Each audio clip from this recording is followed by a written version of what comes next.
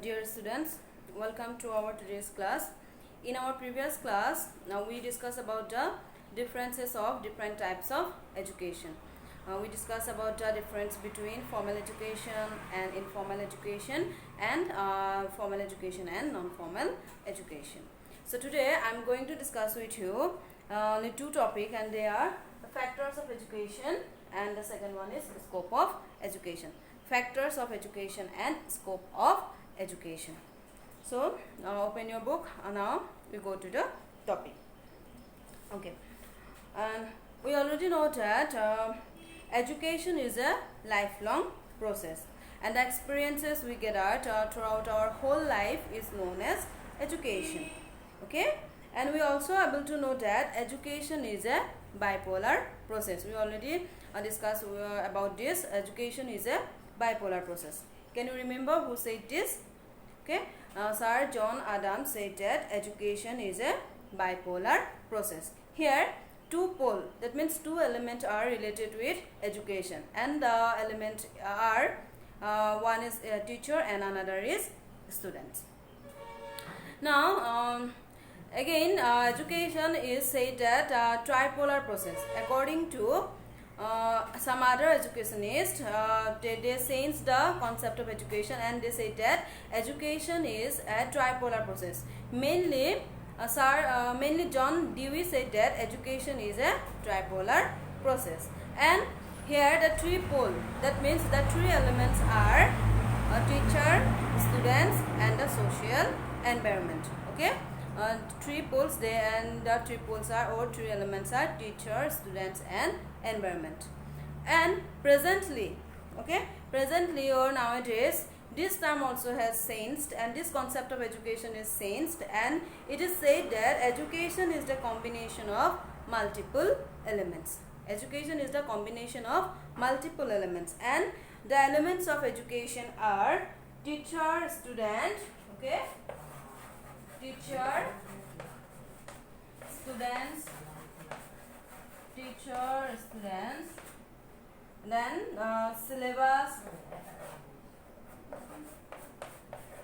teacher, students, syllabus, environment, social environment, environment, social environment, social environment, and some other elements also related with education, and they are radio, television, computer, radio, television, computer, magazines, newspapers, internet, etc. So these are the factors of education. Previously there are two factors, teacher and student, then since there are three factors, teacher, students and social environment, and presently the education is the combination of multiple elements, and there are various elements: teacher, student, syllabus, social environment, then radio, TV, computer and other elements also related like internet, then magazines, okay, then newspapers, etc. So these are the factors of element. Now we go to our today's next topic, second topic, that is scope of education. And first of all we have to know what is scope of education. Okay, so scope of education means the area or the field that covers by education.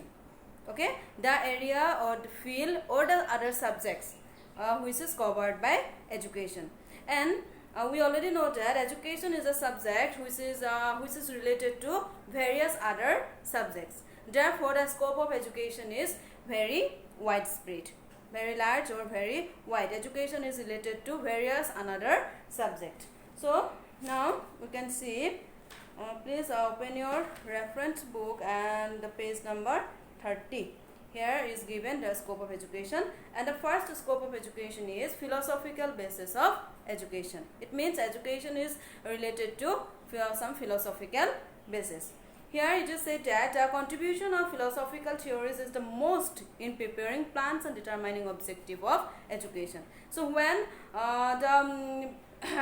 when the plans and the objectives are determined, when the educational plans and objectives are preparing, then it is most importance is given on the philosophical basis. So education is related to philosophical basis.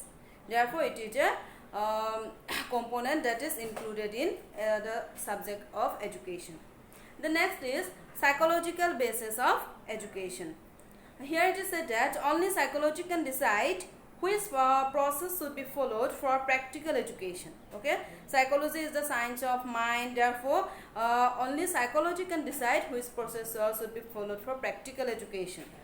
Firstly, it should be decided which process should be fruitful in generating new behaviors by changing the old, and educating children depend to a mass extent on their mental process. So education is mostly related with our mental process. Is if our mental health is ready to get education, then we can get any kind of education or any kind of experience easily. So education, so psychology is related to education.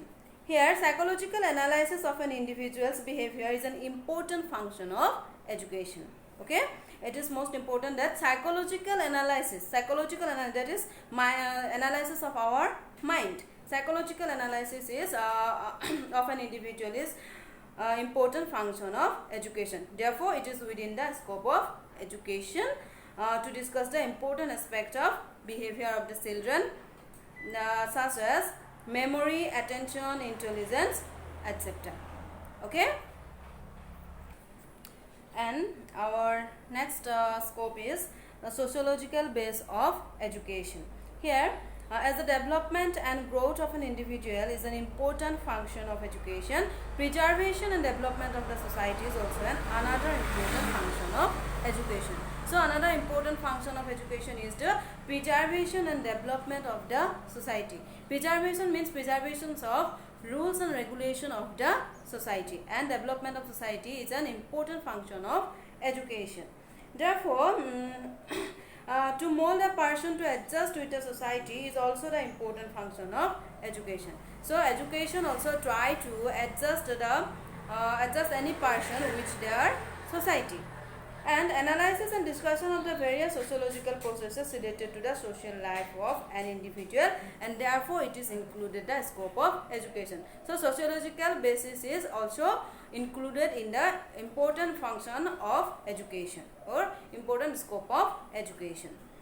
The next point is education and history. The education system of a country is changed only after studying and observing the past of the country. Okay, here it is said that education system of a country, okay, education system of a country is changed only after studying and observing the past of the country. So our present education system is based on our history, and therefore the history of a nation and its society is related to the history of education, and it also comes within the scope of education. So history is also come within the scope of education. The next point is education and economics. And productivity of a country depends on the ability and efficiency of its human resources. We definitely know it that productivity is always depend on our human resources, and such eligibility and efficiency can be earned only through education. And human resources, how human resources developed? Human resources developed only through education. So in therefore economics aspect is also within the scope of education. So economics is also come under the scope of education. Then education and science. So here you see in the book, nowadays science is not just only limited as a subject in the education system. Scientific instruments and theories are also necessary to develop the standard of education. Yes, we already know that science is a subject of education, but it is not only a subject of education. Various scientific instruments is related with the process of education, for the development of education. we used presently in this pandemic time, we used our mobiles to give you some video classes. That is the invention of science. So various science related instruments are used in educational process to develop the educational standard. So sciences also come under the scope of education. The next is education and administration. Administration is necessary for the adequate organization of the educational system, and educational administration takes necessary steps for the welfare and security of the teachers and students. So well established and well administration system is always needed in the educational process, and educational administration takes the necessary steps for the welfare and security of the teachers and the students. Always administration tries to guide the teachers and students, and administration helps in the establishment of educational institution necessary for the society. So therefore it is also included within the scope of education. And the last one is education and evaluation. The last scope of education is education and evaluation. It is in the scope of education to evaluate how many expected behaviors have been adopted by the students and how much change and mental development have taken place.